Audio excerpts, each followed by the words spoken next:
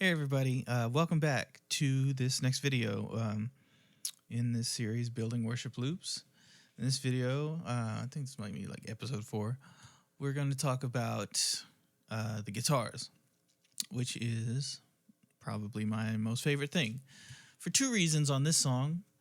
It was probably the easiest thing, and like, I don't know, like just the parts are so...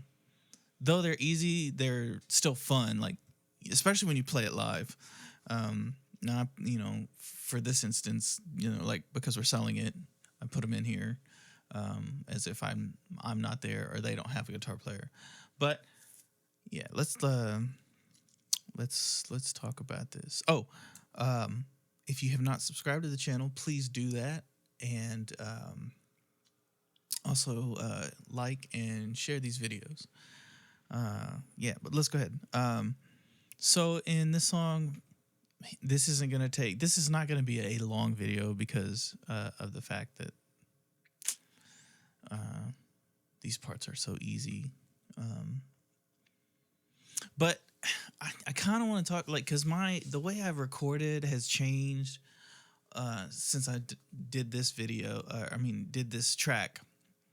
But I think I want to do that as a separate video, like outside of the series, talk about my approach to how I record guitars from home, because it's kind of a non-traditional way.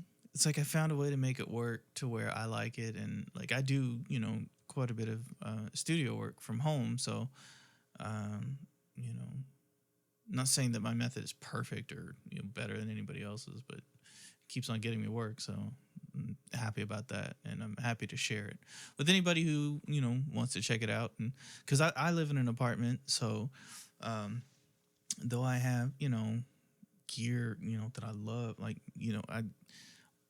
I have a matchless Clubman that like I would love more than anything to play on every record. Like that's like my sound. That's what I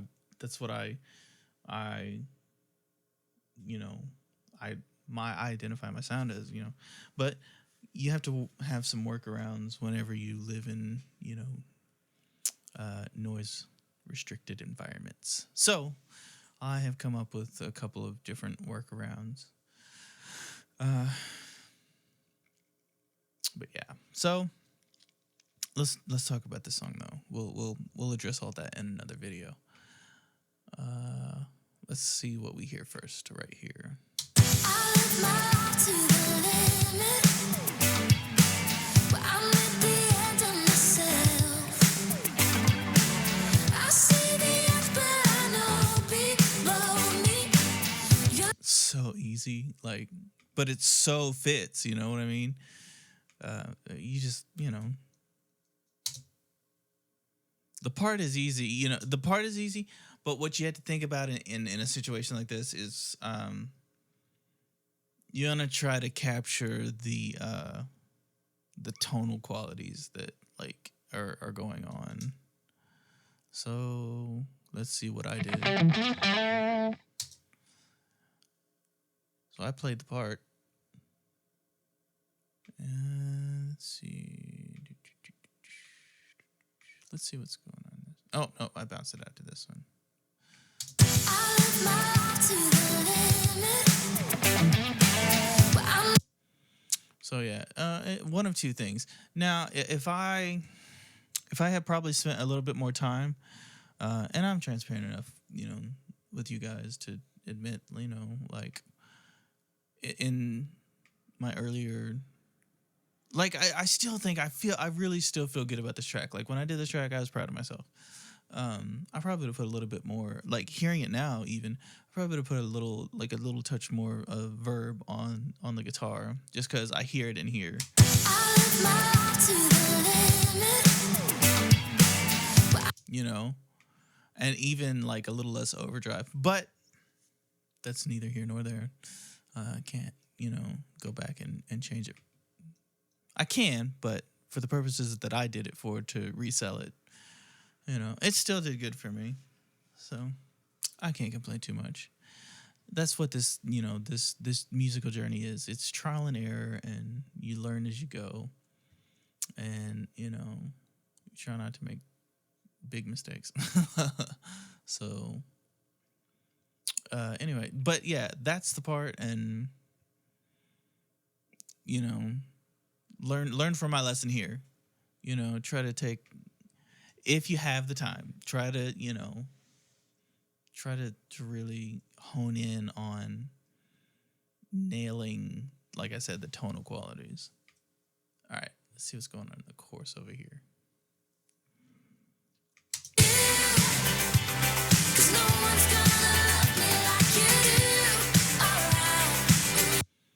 Yep.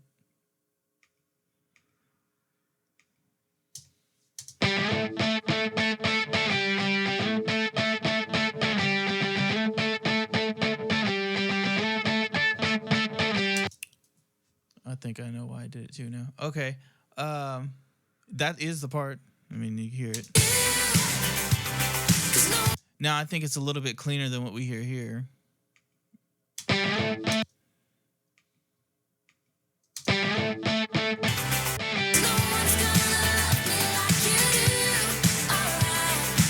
mean, if you tuck it away a little bit, it still kind of gives you that same vibe. But that's, like I said, here nor there, past is the past. But I see here, so like this is even what I was talking about in the beginning, telling you about how I'll probably be showing how I record my stuff now.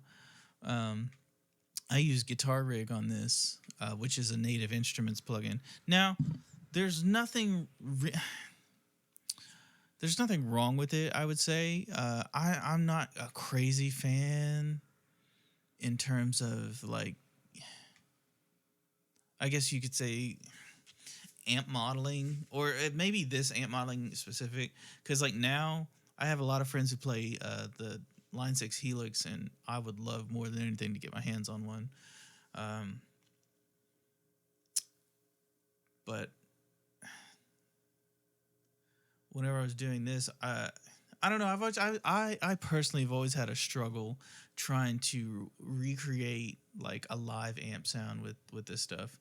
And I've talked to a couple friends who are really good at it, and even like with the Helix and whatnot, like I feel like it's a little bit more user friendly than the other Line 6s has been, like the Pod 500 and whatnot. But I was like, man, like I had a friend who released some patches a couple months ago, and I was like, you should do a video on basically like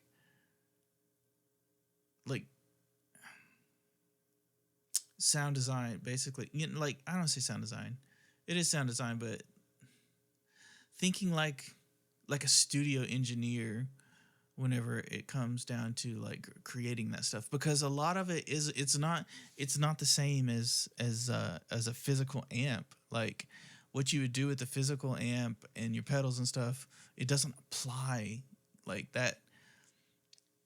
It's a different, I don't know, it's just a different, it just seems like it's a different ball game whenever you try to bring that over into the digital world, and it just doesn't seem like it translates the same. So for me personally, I've always had a struggle. And then like a lot of a lot of the presets that come with this stuff, they're so overkill, or they're just like, they show the far end spectrum of what this piece of gear software can do. And it's like, well, that's not real practical,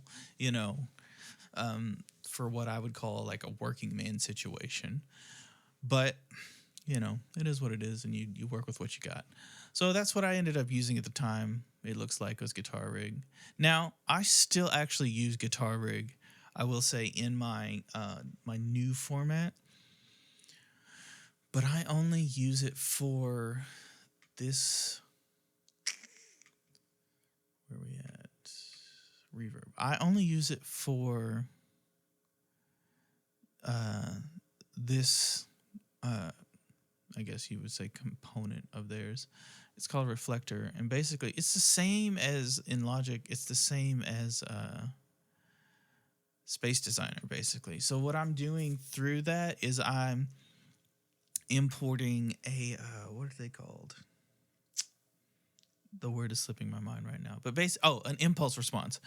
I imported an impulse response, and I run two instances of it. So basically, like I've got one is a 121 cabinet. No, one is a 412 cabinet with a 121, like a Roy or 121 mic mic'd up to it. Sorry, my voice mic'd up to it, and then the other is that same cabinet but with a 57 mic'd up to it, and then sometimes I'll blend both of those. But like I said, we'll get into that in another video. But I still use Guitar Rig for that purpose. I don't like the like amplification part of it. And kind of the same with Logic too. Now I did buy this, like, out of all Logic guitar stuff, this guy, and I can't think of his name right now, but it is on that website, That Worship Sound. He made a really good user, like, especially for the contemporary Christian stuff, you could get away with using a lot of it if you wanted. But he made a lot of good patches, preset stuff just to get. I would say that there's more like working man. Like I could, cover a little bit of stuff in here with this, but even still, as guitar players, we all want to use our own gear and we want to create our sounds. And if you're a guitar player, I'll put it that way. But yeah, so that's my little backstory or whatever on that. I think there's only one other part in here for this guitar, and that is here in this instrumental. And it's over basically like the piano. Let's hear it real quick.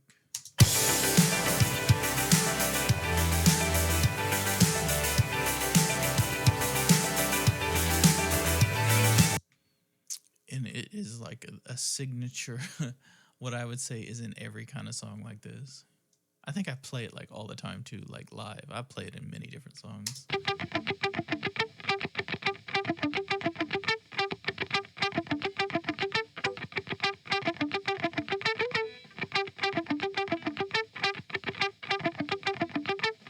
Yep.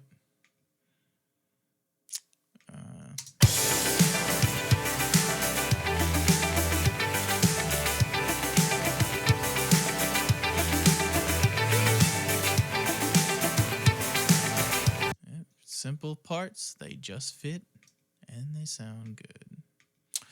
But yeah, I won't belabor this one anymore. This one's so straightforward. Trying to think, like, with guitars, one thing I was saying earlier in a previous video was I like to have all the percussion stuff done because, like, I usually won't, just because it's so noisy. I usually won't record to this. I'll record to the click, and then the rest of the loop stuff that's going on in the background that I've created up until that point, just so I make sure everything has a good feel.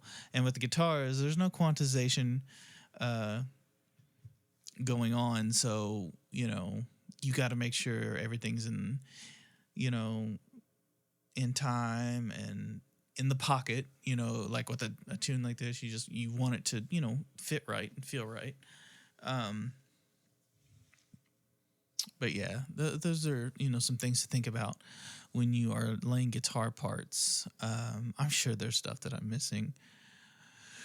But yeah. And like I said, we'll cover like how I go about stuff now. I feel like it's better. I actually get to use my own pedals and my own board and stuff, and still, run somewhat direct into the box. And I know there's so many different solutions for it now, but they're kind of on the expensive side. So I found a bit of a cheaper way, and I still get, good quality stuff. So, all right, that'll wrap it up for this video. And in the next video, I think it'll be, we'll just talk about like the final stuff and finishing touches and whatnot.